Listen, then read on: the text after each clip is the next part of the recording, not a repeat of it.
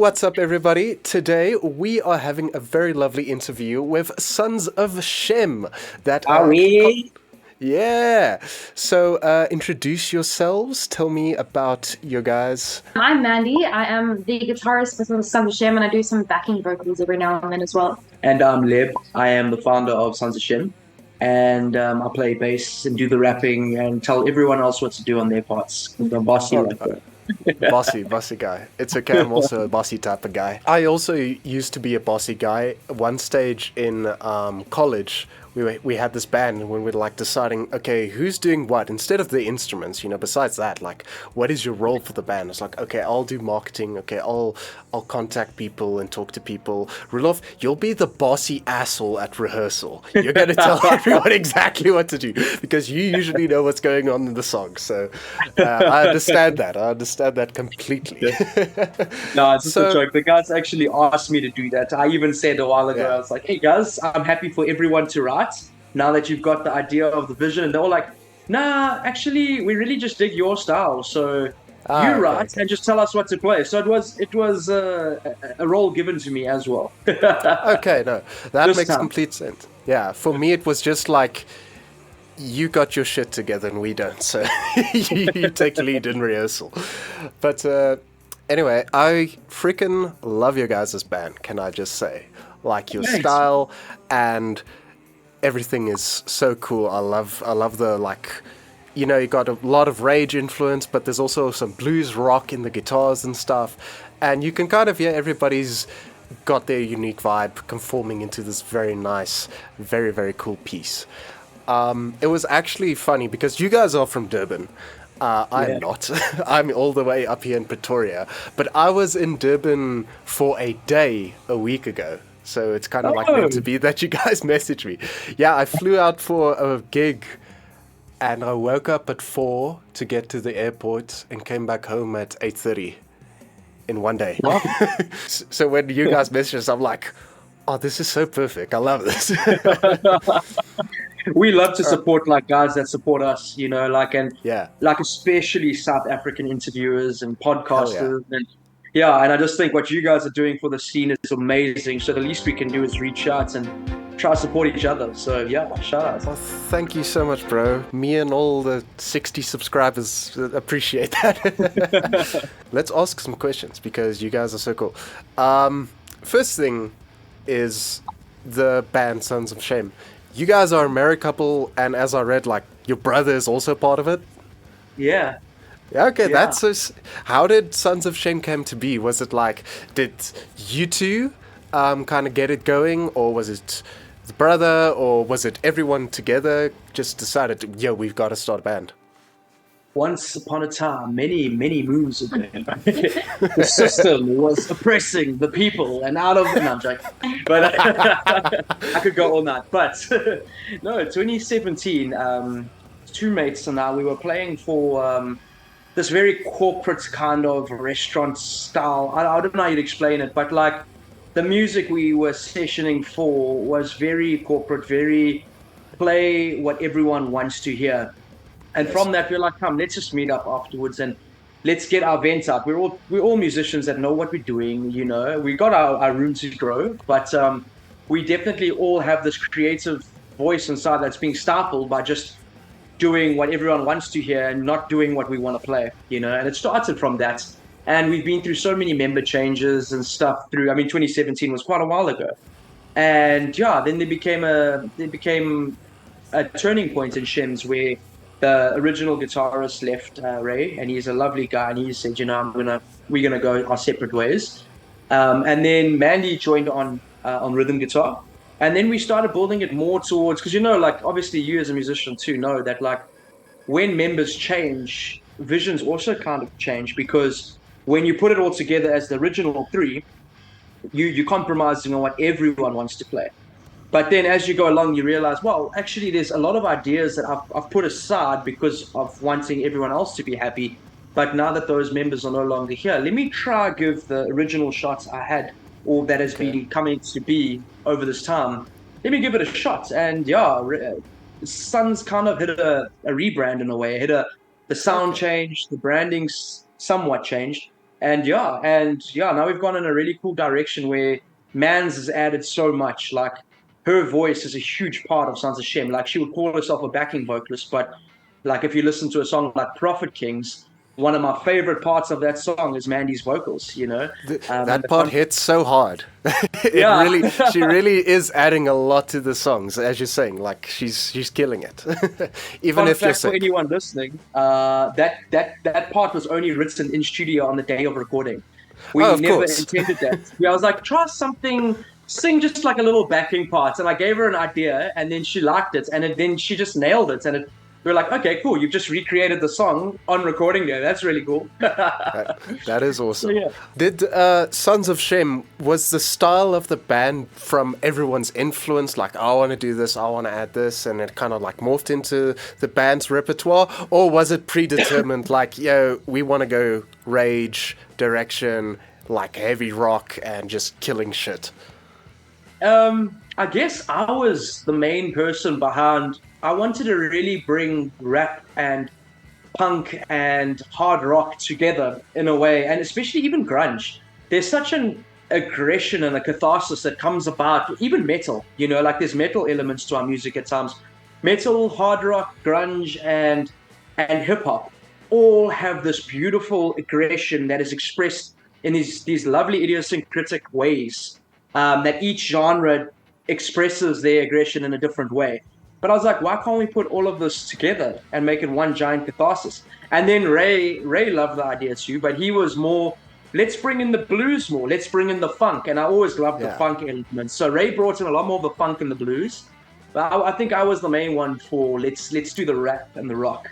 And then now even more so is bringing in the synthetic elements, bringing in synths and electronic elements. So yeah. Yeah, you can clearly hear that in your guys' music. Like the core is like the rap and the metal, as you say, you want it in there, but you can definitely hear those elements that just stuck their way through and was like, hell yeah, I'm gonna have a very blues rock solo, and you can't stop me right now. Yeah, exactly. But it works so well, and you can see it in all of the video you guys post. Like people love it. You guys have such great energy on stage. And you guys have been really consistent over the last year. 2023, was it a good year for you guys? It was the year of putting our heads down and doing what needed to be done on our side. So yeah, we were proud of, we did set out with an intention. We said we're gonna push this year, we're gonna do well. We finally got the musicians that we need, and we've got the sound that we want.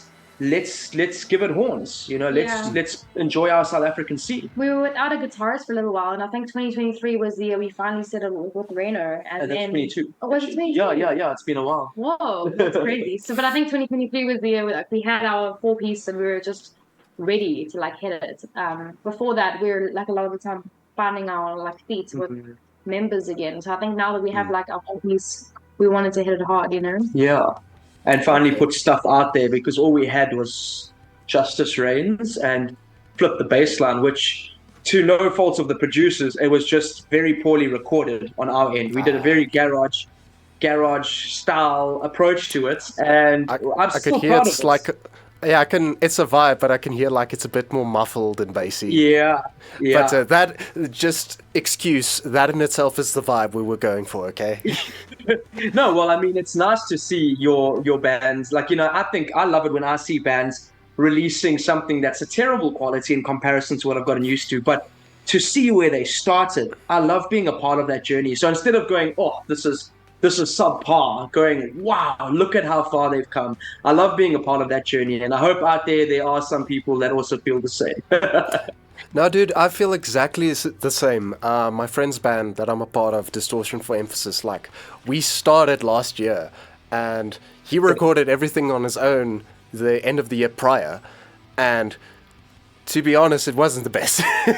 And now the 4 songs that we've recorded now and the ones that released like a few weeks ago, we are so proud of it. It sounds so cool.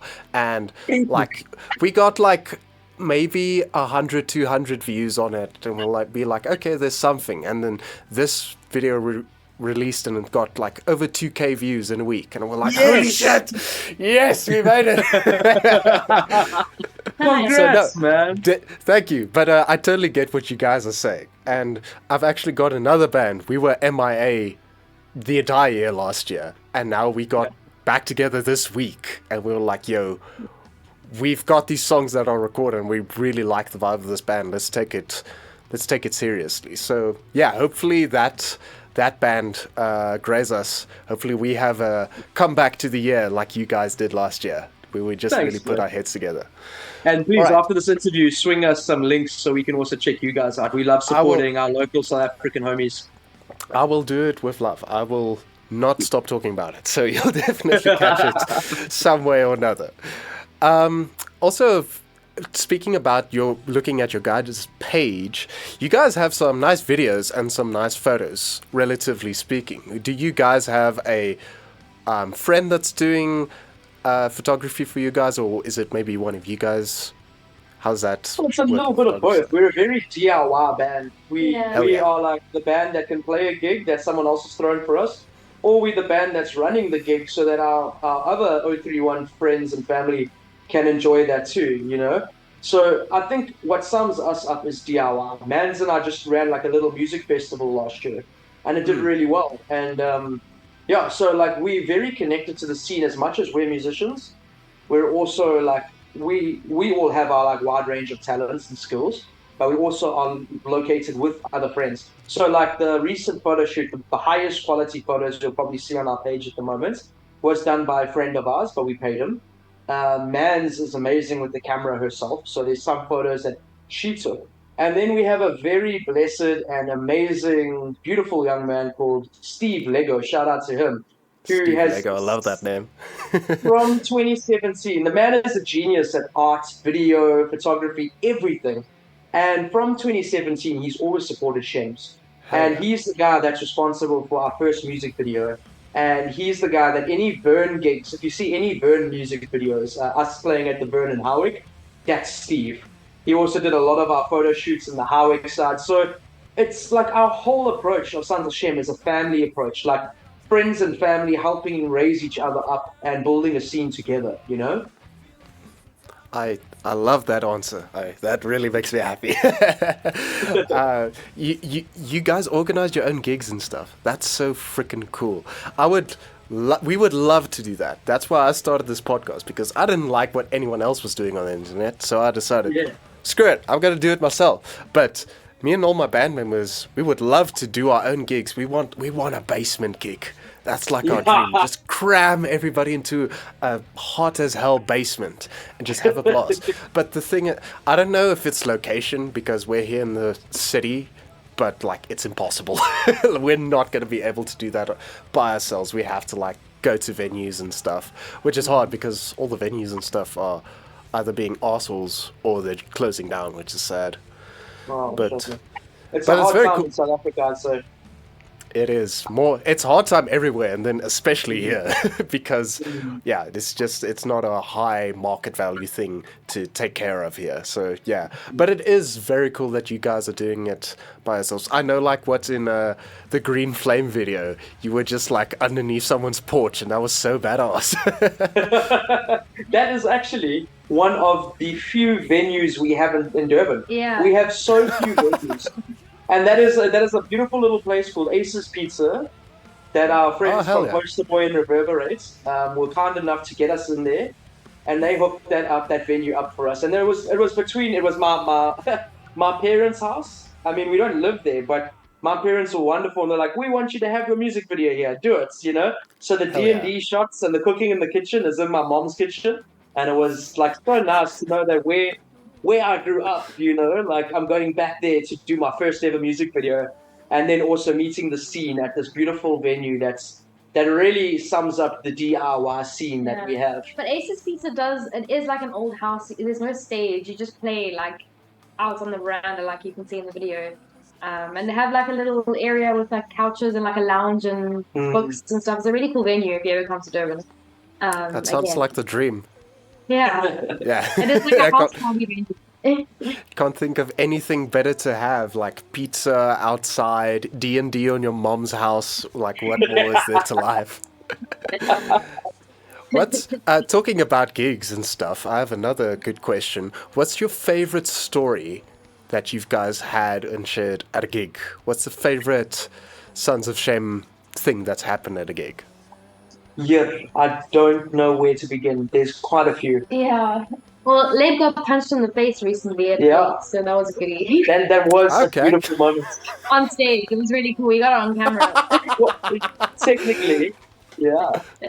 Did If a you guys drunk want guy to just check assault the you or punch in the something? face, go check out our Lebanada's TikTok, and you will see the beautiful moment. And it's by one of my favorite musicians in the Durban scene. These kids, these guys, I say kids because they're so much younger than us, but they're adults, but fucking scrubs. They are such cool punk kids.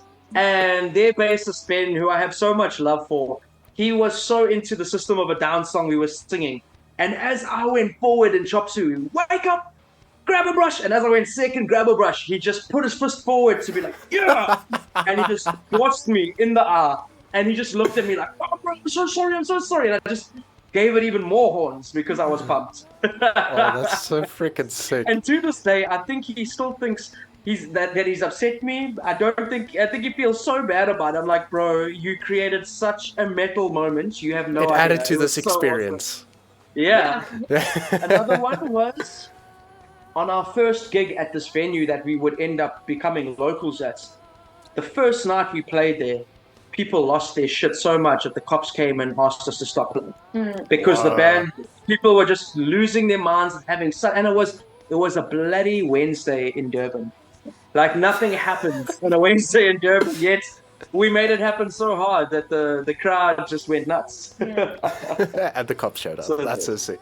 We had the cops show up at one of my gigs as well.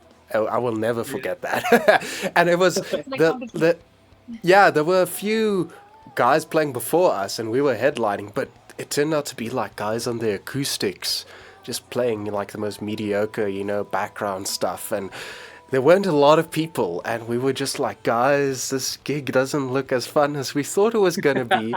And as soon as we start playing, I don't know how or where, but just a ton of people showed up and we brought the house down.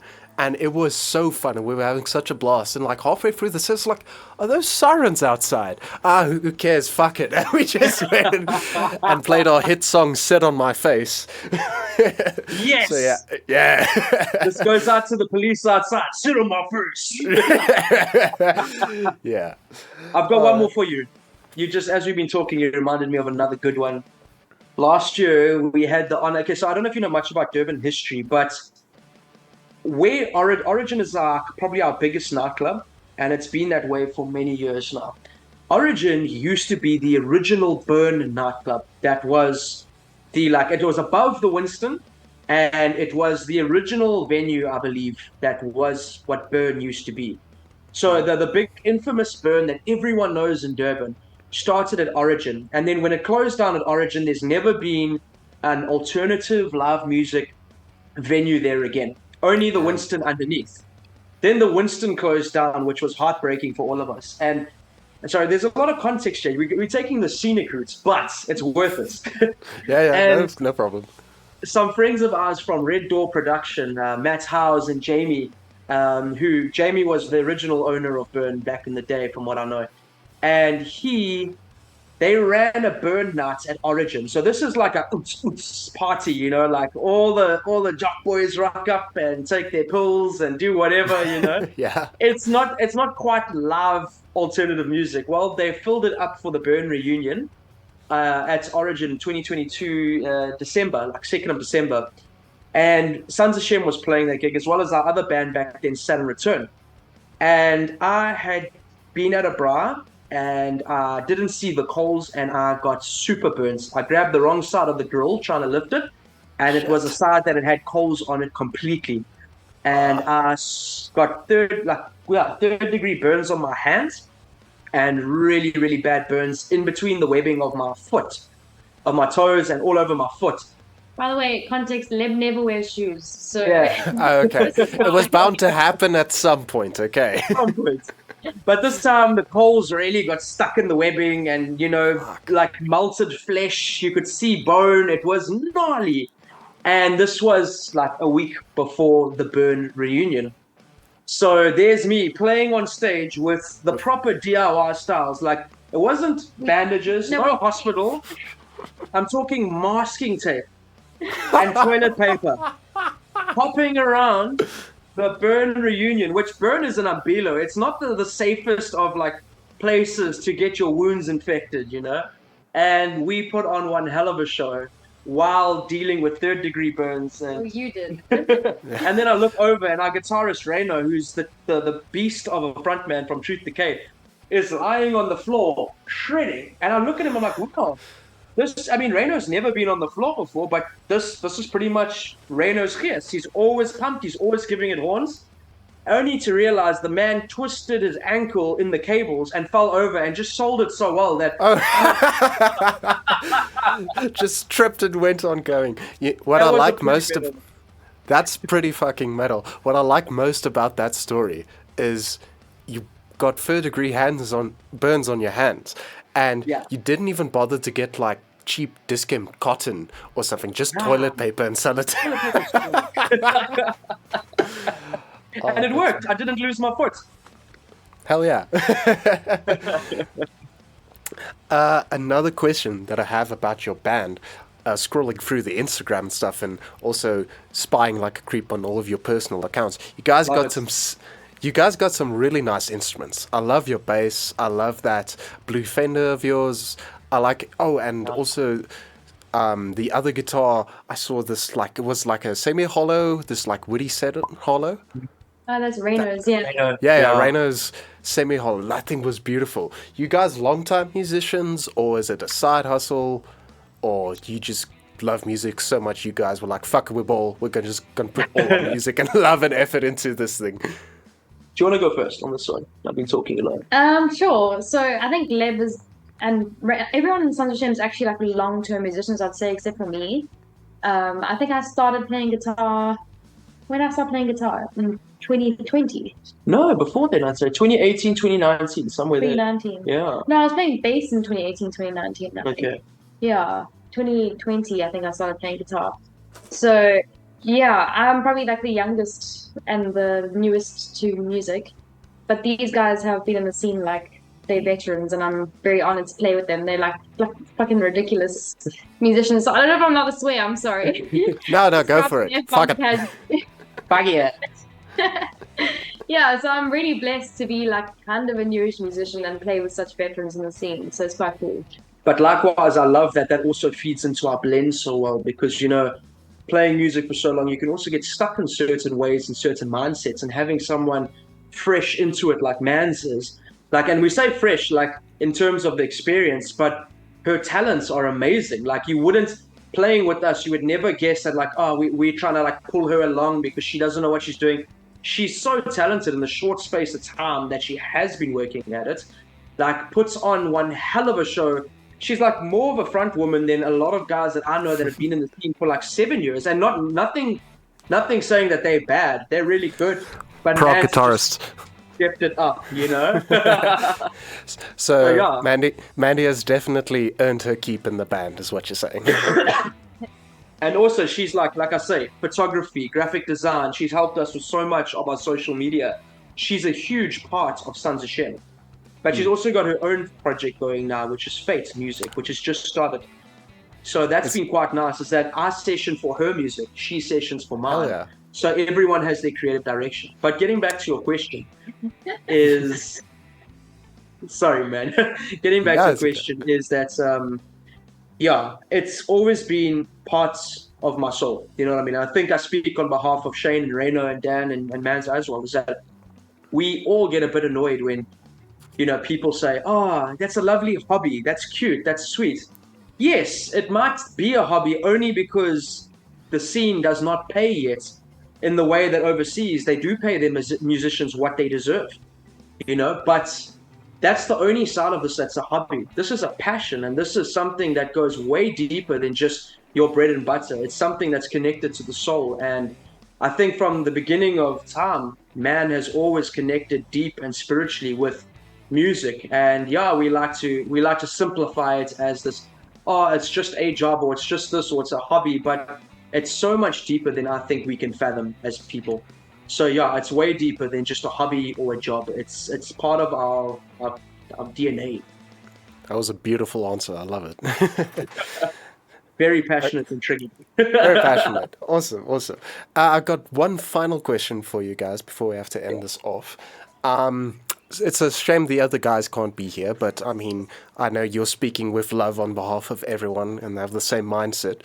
What can we see from Sons of Shem in the following year? You guys got any plans for new songs, or are you just going to kill gigs and have a good time? What are your plans?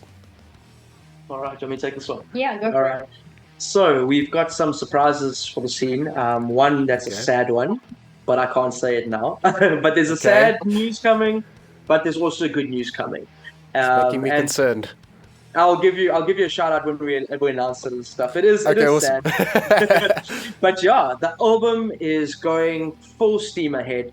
We have got all the songs coming. So what you see on Spotify at the moment is just the beginning. There's so much more. And if you like Linkin Park, you are going to love the future for Sons of Shem. It's not going to be the exact same, but if you love the Meteora, the Hybrid Theory, and the Reanimation like I did growing up, then keep watching Sons of Shem. And I'd just like to give a shout out to every single one of our fans, the new and the old. You guys are our family, and every single stream, follow, like, whatever you can do for your South African musicians or any musicians. You have no idea how much you grow us. You have no idea how much, like you were saying just now, like you are the difference between a video that gets 200 likes and views versus one that's 2,000. You make our days. So keep doing what you do and never think of those efforts as insignificant, because it means the fucking world to us. So shout out to all our fans and thank you, and keep doing what you're doing for us.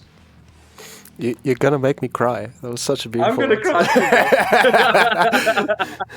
You could not have ended this video any better, even if I tried myself. I would have fucked it up. That is so sick. I'm gonna leave it there for the interview because you guys killed it, and I love you guys. I can't wait to see that freaking album that's coming out. I'm going to keep eyes out on it. When it comes out, I'm going to shout you guys out. Maybe even have something for a second time if you guys want to come back and do something fun. I would love to do that. I've got such a vibe about you as an interviewer. I really appreciate it. And I would love to hook you up with some more Durban guys if that's cool. Because please. I think they need to be on your show. You got such a rad vibe, bro.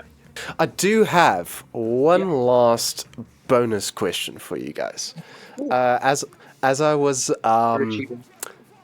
was going through your guys' Insta and like doing some research, I found the one post, and you guys were talking about Cape Town or something, and it said, "Don't pet seals." Would you like to elaborate on what that story is? Sounds interesting. Mandy loves all animals, like to the point of rescuing mosquitoes and cockroaches from people. Rescuing a mosquito? What the fuck? I love everything. She loves all creatures. So that's the context. So you can imagine if this is a woman that will save a cockroach from being doomed at the Winston, which did happen. Yeah, I got doomed myself, by the way. Some guy was trying to doom the cockroach. Mandy ran in front of them, like grab the cockroach, still getting doomed, runs outside. The cockroach is biting her, and she's getting doomed from behind. Yeah. So this woman, and I love animals, more so her than me. You know, like I love all animals, but not to the level of stealing chickens and cockroaches like she does. And that's a story for another time, but yeah, we had to really hold ourselves back from petting this beautifully cute seal. Yeah, we got yelled at by a lot of people. We got close. We're like, it can't be that bad. Let's go give it a little cuddle. Yeah, because it was giving, like the cute little eyes and everything. Like they have these cute little eyes. The Cape Townians were yelling at us like, don't Oh, so it was the Cape Townians yelling at you guys. Yeah. Warning us, yeah. Fucking Cape Townians. Can't have fun. Thank you very much for watching. If you guys been watching this podcast all the way over here, please check out Sons of Shem. They are criminally underrated, and they do so much for the community and spreading love and just being badasses. So definitely go check out Sons of Shem. Subscribe if you haven't yet, and I'll see you guys another time. Please keep in touch with me. I should actually give you my number, and if you guys are coming to Gauteng anytime soon, you let me know. If I'm releasing 100%. Anything, I'll let you guys know. And that's it. And Durban visits. We'll take you all around our jaws. Please. All 3 of our venues. Well, we've got like 2, so you've one up us. Hey.